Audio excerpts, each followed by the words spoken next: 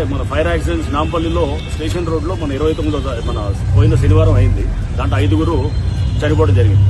ఇట్లా మనకి ప్రతినిత్యం కూడా మనకి చాలా మంది ఇట్లా ఫైర్ యాక్సిడెంట్స్ లో వాళ్ళ కుటుంబాలు కానీ లేకపోతే అక్కడ పనిచేసేవారు కానీ వాళ్ళు చిక్కుకొని వాళ్ళు అక్కడ చనిపోయిన పరిస్థితులు మనం నిత్యంగా చూస్తున్నాం.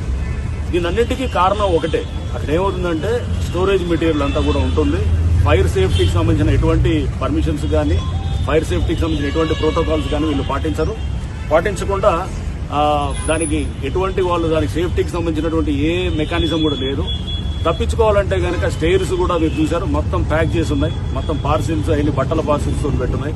అది అంటుకున్నదంటే కనుక ఈ బట్టలు అనేది చాలా ఇన్ఫ్లేమబుల్ మెటీరియల్, అంటే ఇమ్మీడియట్ గా అంటుకుంటుంది అనమాట. లైక్ నేను చూసాం కుర్చీలు అంటుకున్నాయి మన నాంపల్లి.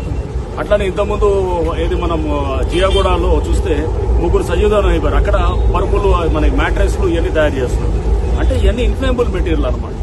ఒక్కసారి అక్కడ షార్ట్ సర్క్యూట్ అయ్యి ఏమన్నా అయిందనుకోండి వెంటనే అంటుకొని అది ఒక మీడియం బట్టల మీడియం ద్వారా ఒక షార్ట్ సర్క్యూట్ ఒక చిన్న స్పార్క్ వస్తే అది అంటుకున్న తర్వాత మొత్తం స్ప్రెడ్ అయ్యి అందరికీ వెళ్ళిపోతారు.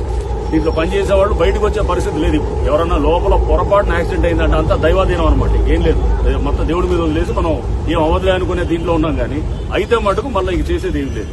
ఈ పరిస్థితులు ఇక్కడ కనపడుతున్నాయి. ఈ బిల్డింగ్ లో మొత్తం నీరూస్ రోడ్ నెంబర్ 36 జూబ్లీన్స్ లో. సో ఇది ఈ షోరూమ్ కి సంబంధించినటువంటి పైన అనాథరైజ్డ్ ఉంది, మొత్తం స్టోరేజ్ ఉంది, అన్ని ఫ్లోర్స్ లో స్టోరేజ్ ఉంది. స్టేర్స్ అన్ని కూడా మొత్తం బ్లాక్ చేశారు. అండ్ లిఫ్ట్ ఉన్నది, ఆ స్టేర్స్ ఏదైతే ఉన్నదో ఒకటే స్టేర్స్ ఉన్నది, అది కూడా మొత్తం బ్లాక్ అయింది. లిఫ్ట్ న్యాచురల్ గా ఫైర్ ఎక్స్టింగ్విషర్స్ ఉన్నాయి, అది ఓన్లీ కొన్ని ఫ్లోర్ లో ఉన్నాయి. అసలు యాక్చువల్ గా ప్యాక్ చేసినటువంటి అక్కడ ఫైర్ ఎక్స్టింగ్విషర్ లేదు. ఏదైతే కనుక వీళ్ళు ఫైర్ సేఫ్టీ తీసుకోవాల్సింది అది లేదు.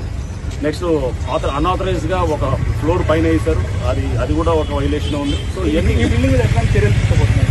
తప్పకుండా అండి, దీని మీద ఇప్పుడు జిహెచ్ఎంసీ వాళ్ళు కూడా వచ్చారు. మేమంతా కలిసి GHMC, fire department, electricity department, అంటే మన టీజీ ఎస్పీడీసీఎల్ వాళ్ళు ఉన్నారు, హైడ్రా వాళ్ళు ఉన్నారు.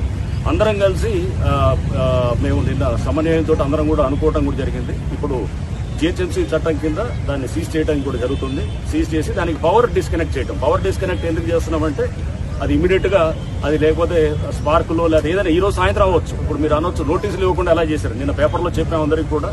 ఇప్పుడు నోటీస్ ఇస్తే ఈరోజు సాయంత్రం అయింది అనుకోండి యాక్సిడెంట్, లేదా రేపు పొద్దున అయింది అనుకోండి, దానికి బాధ్యుడు ఎవరు?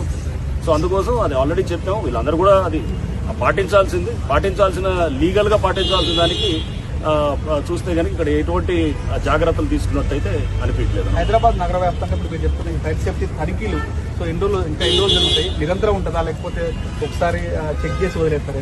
అంటే తప్పకుండా అండి, కొన్ని మనం చెక్ చేస్తుంటాము, చెక్ చేసి సీజ్ చేస్తుంటాము. గతంలో చెకింగ్ చేసి నోటీసులు ఇచ్చారు.